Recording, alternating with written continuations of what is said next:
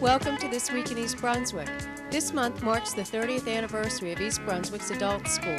Tonight we'll take you to the celebration and to recent holiday celebrations, including the Township Turkey Trot and the Seniors Craft Bazaar.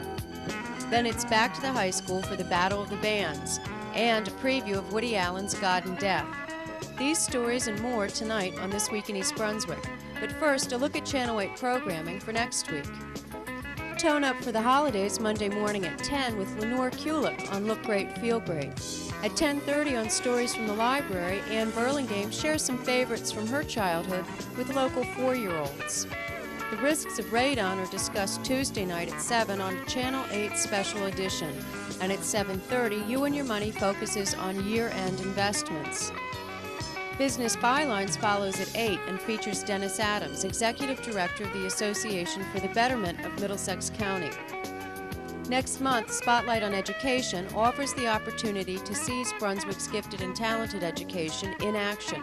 That's Wednesday night at 7:30. At 8 o'clock on 18, Stuart Davis speaks with members of the Township's Recreation Department about future programs. Ken Shalhoub presents Let's Talk Health at 7:30 Thursday night, and will return with a new edition of This Week in East Brunswick at 7 and 8. Check the community bulletin board for Saturday's repeat schedule.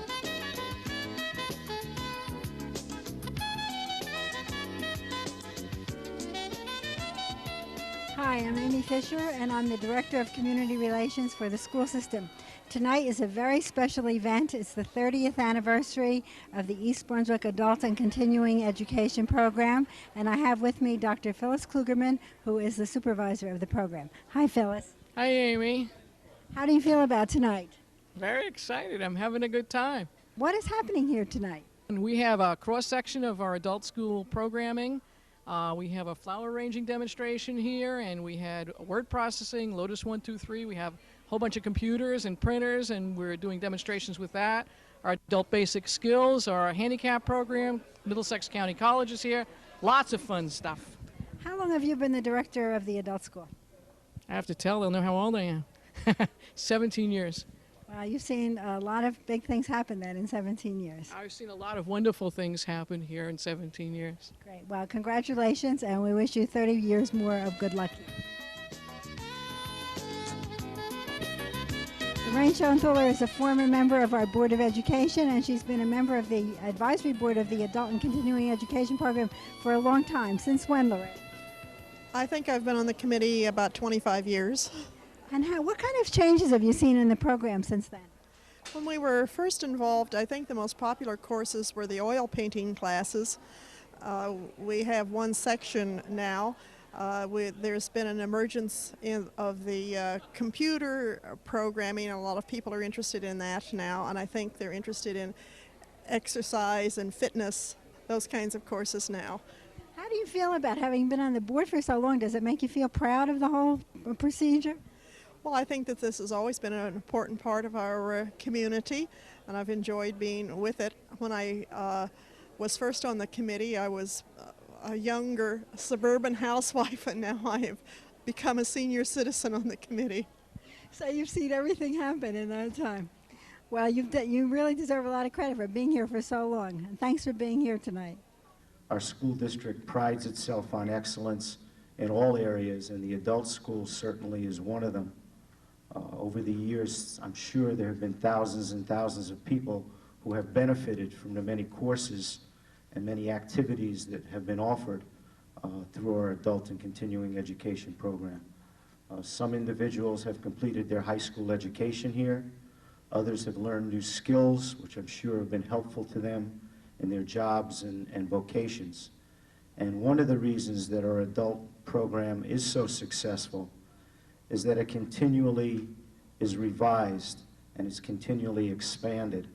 And I'd like to issue my congratulations and thanks to our advisory board and also to our supervisor, Dr. Klugerman, for the excellent job that they do here.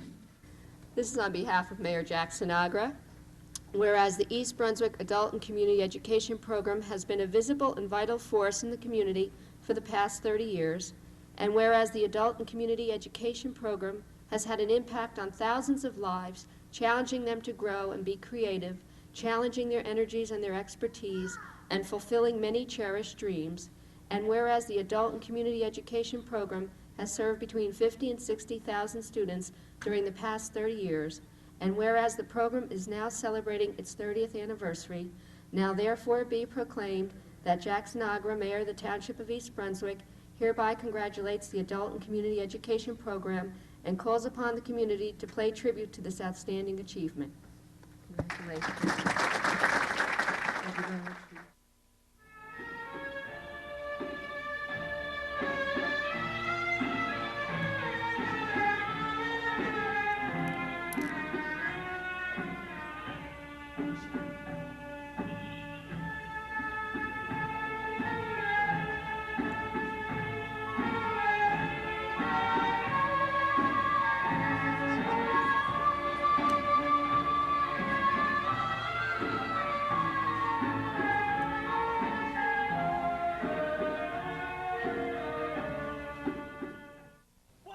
For residents who missed our fall sports coverage this year, the high school's boys and girls soccer teams made it to the Group 4 state finals earlier this month at Trenton State College.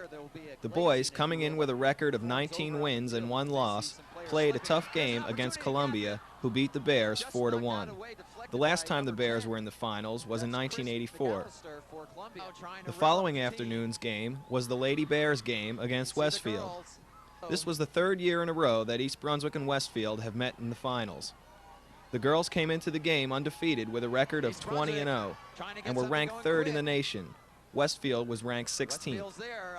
After 4 quarters of regulation play and 2 5-minute overtime periods, the game remained scoreless. East Brunswick and Westfield were named co-champions. Much of the success of East Brunswick's girls soccer team is given to their coach, Lou Cosa. Since 1978, Lou's record is 202 wins, 25 losses, and 10 ties. Channel 8's John Megliaro spoke to Lou after the match. Super game, and trying to get Lou over. He's talking to the press right now, and here he is. Lou, kind of bittersweet ending to a fantastic season. Oh, it was a good season. Like we were just talking over there before, you know, it's better than losing, but it's still not as good as winning. Lou, what happened today, and not that anything necessarily bad happened, Westfield played tough defense, you played a tough defense, just couldn't get it through. No, it was even up. I guess our shots are like within 2. So we both had our opportunities, and neither one of us cashed in, unfortunately. So now, as you sit back now over the winter, you got the makings of another super team for next year. What's it look like for 1990 for you? Well, if all these kids develop a little bit more, I think we'll be back here again, hopefully. You know, we have 15 people coming back, so that's a good nucleus to start with. Lou, it's been our pleasure to follow you guys this season. It's been a super season. You're still undefeated. Probably will be the top team in the state regardless here of the tie. And thanks. Thank you. Hi, I'm Steven Solera. I'm the drama director here at East Brunswick High School, and we're going to be doing a real fun show, Woody Allen's God and Death. The play deals with the theater, that's God. Death deals with exactly that, death. It's a lot of fun. It's very funny, and they also make statements.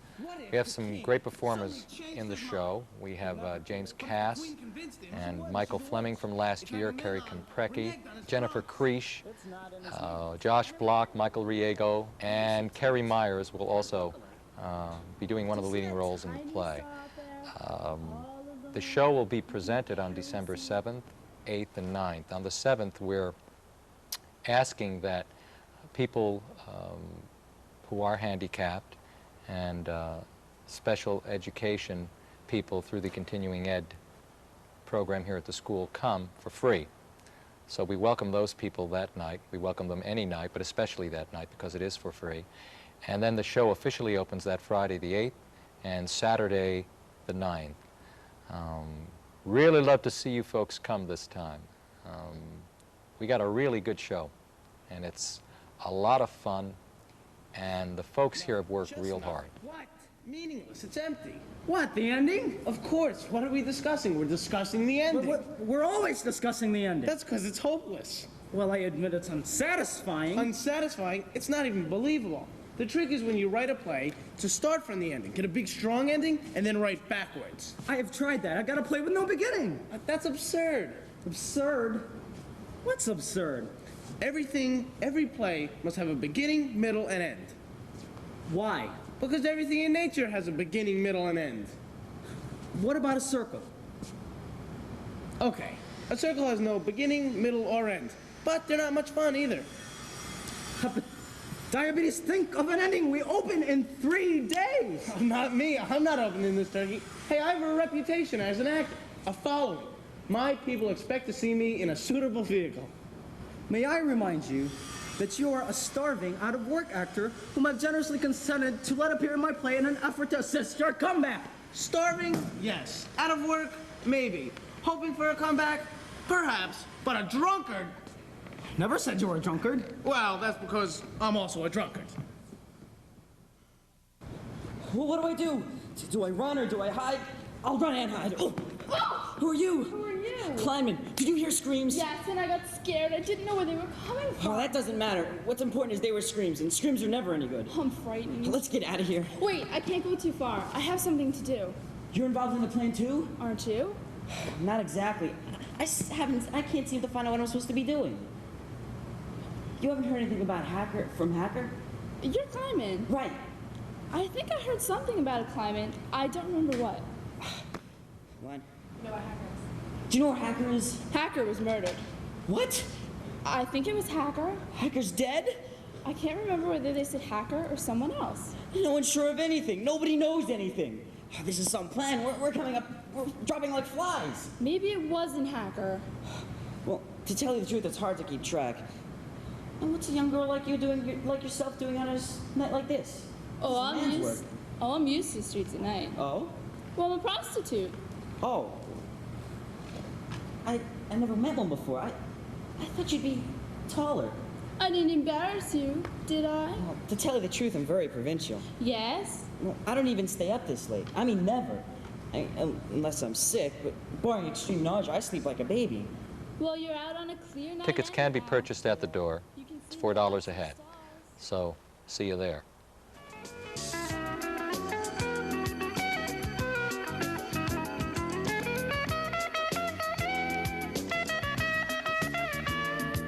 An overview of changes to the township's master plan was presented by consultant Jay Lynch at a public hearing held before the East Brunswick Planning Board. The hearing, held Wednesday night, was attended by about 50 residents. Public comments and concerns were wide-ranging and focused on specific areas throughout the township. Residents encouraged the board to consider enhancing the Farrington Lake shorefront and to consider conservation of Jamesburg Park and the surrounding area. The board will consider the public's comments and will either schedule another public hearing or will schedule the plan for adoption.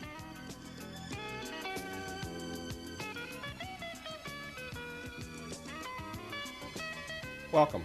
I'm Doug Hazvorsen, Director of Consultation and Education at the Middlesex County Mental Health Clinic. With me today is Dr. Christopher J. Bond, Supervising Criminal Justice Planner for the Middlesex County Criminal Justice Planning Office. Chris, thanks for being here today. Thank you for inviting me. Chris, what is a criminal justice planner and what is criminal justice planning? Criminal justice planning is a complicated effort that involves principally not turning out a large document which no one will use, but coordinating the various levels and agencies involved in a complex system. If you think about it, there's a cycle which I think many of your listeners and viewers are aware of: prevention, police, prosecutors, courts, corrections. All of those agencies, it may interface with the agency next to them, but they do not think about the whole system. It's my job to think about the whole system, to make that system work better. The system also exists at several levels. It exists at the municipal level here in East Brunswick, for example. It exists at the county level in the form of county-level agencies. It exists at the state level, and beyond that, and for some purposes, the federal level is a considerable level too. So the planner's job is to keep those levels and that cycle, those agencies in mind, and to think about that whole system and to solve problems that often arise because of the complexity of the system. The two principal ways that I do that, one, we do it at the county level by staffing. I staff the Middlesex County Criminal Justice Planning Committee, and that's under the directorship of Freeholder Donald Wernick. We meet once a month. All of the agency heads, the prosecutor, the courts, corrections, we all meet and we discuss problems, and we will go into subcommittee in order to resolve problems that arise. Almost anything that impacts, for example, the prosecutor will have an impact on probation, on the courts, and another player in the system. Another way that I can help is by bringing in resources. That I do typically through grant writing, and I have written and continue to write every year a number of grants. This depends, there are changing funding streams. For example, this year, as you would know, drugs are being funded by a number of sources. We are obtaining at this point 4 drug grants. One is for a model drug court, for example. This will impact municipalities as well as the county level. And truck safety, the CARES unit, which is coordinated accident reconstruction, any number of activities. I can only give you an indication. So these projects would be then done possibly at a county level, but would have implementation directly here in a local community like East Brunswick? Yes, they would. For example, truck safety is a program that the municipalities will share in. That will involve inspecting trucks. There's a high proportion, as you may know, of truck accidents. Trucks outweigh the average vehicle on the road by several times. And so truck safety is of paramount importance. The Driving While Intoxicated Task Force assists municipalities and has funded overtime payments to police to inspect vehicles on the road and to remove unsafe vehicles. Chris, thanks for being here today. With me today has been Dr. Christopher J. Bond, Supervising Criminal Justice Planner for the Middlesex County Office of Criminal Justice Planning. I'm Doug Halverson, Director of Consultation and Education at the Middlesex County Mental Health Clinic. Thank you for watching. A plan to construct 4 baseball fields on about 20 acres of township-owned land dominated discussions at Monday night's council meeting. If approved, the field will cost about $2 million. The project, called Field of Dreams, is strongly endorsed by the mayor and has received positive reinforcement by the council. Most residents who attended the meeting also support the plan. Those who spoke were members of Little League and other baseball organizations. The project is planned to be built on land off Riva Avenue in the Rural Preservation District. Residents living in this area asked the council to reconsider its location. Bright lights, traffic, noise, drainage, and environmental destruction were some of the objections aired by residents. Director of Parks and Recreation Judith Leblon presented the council with a report outlining the need for such a facility. But quite honestly, since 1976, when that was dedicated Bicentennial Park, we have not dedicated another ball field in this community, while at the same time our population went from 34,000 to 45,000 people. At the same time, the East Brunswick Little League has more than doubled, if not gone from up to 819 children in their organization, and they predict that their numbers are going to go even higher. We're very excited about the increase in girls softball that Little League has been able to encourage, and also their newest program, which is called the Challenger Division, which is going to mainstream challenge children into organized baseball. So the statistics are all there in the report for you. I will tell you that our biggest controversial issue about the lack of fields is adult softball. The entire fitness craze has encouraged people to get out and do something, take care of themselves. At the same time, the popularity of softball, not only in this community, but across the country for adults, is just blossoming. And we are turning away teams for field use all the time. We currently, this year, didn't have enough fields for our adult play and had to go and use other fields at EBHS in exchange for maintaining part of that property. Now, in the report, you'll notice that there are ball fields in East Brunswick, and we are playing on just about any of them that are playable. Most of them are owned by the Board of Education, of which they have been just very gracious in allowing us to have an open permit from the start to the end of our season. There are a lot of problems with them, and I've pretty much enumerated them in the report. Many of them are undersized. Many of them, because they are not a priority, and that's understandable. Fields that are not being used on a regular basis are not a priority for maintenance. But when we go out and assess what needs to be done there, many of those fields need to be redone, totally rebuilt from the bottom up.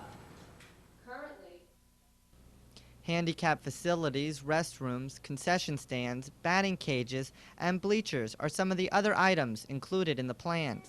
The funds for the fields would be budgeted by the mayor under capital improvements for 1990. Children and their parents gathered last week to join children's librarian Anne Burlingame in celebrating the success of the Year of the Young Reader. Anne read stories with a Thanksgiving theme and then led the group in creating paper plate decorations. Children's programming at the library in December includes a baseball card swap Sunday, December 3rd at 1, Merry Movies and More at 1 Wednesday the 6th, and a crafts program called Perky Yarn People at 7 p.m. December 14th. For more information about these and other programs, call the Children's Department at 390-6789.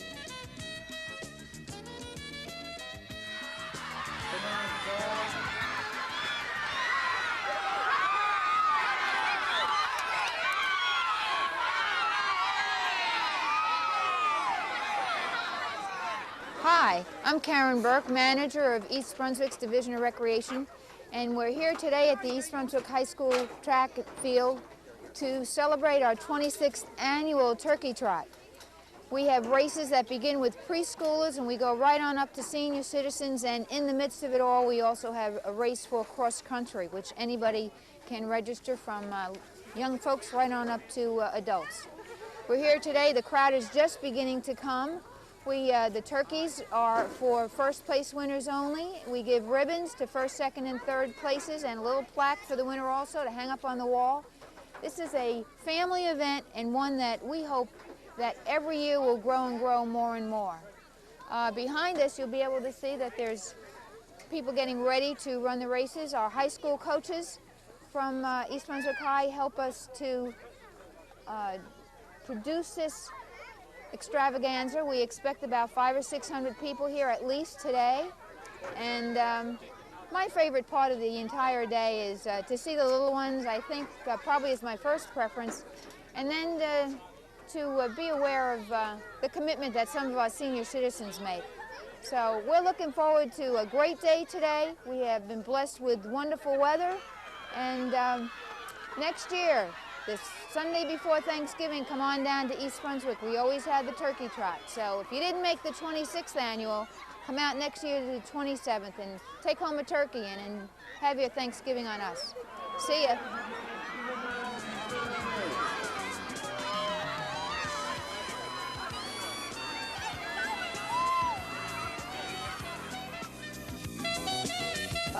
Hello, I'm Cynthia Schachter, and this is the East Brunswick Senior Citizen Center. Today is the day of our annual bazaar. All year long, the seniors make beautiful things and prepare for this annual event, where we invite the public to come and spend lots of money to buy their Christmas and Hanukkah presents. We've had a lot of fun today, and I think we made a little bit of money, but most of all, everybody enjoyed it. We wish you all a very happy holiday season. We'll wrap up the show this week with a listen to the recently held high school Battle of the Bands.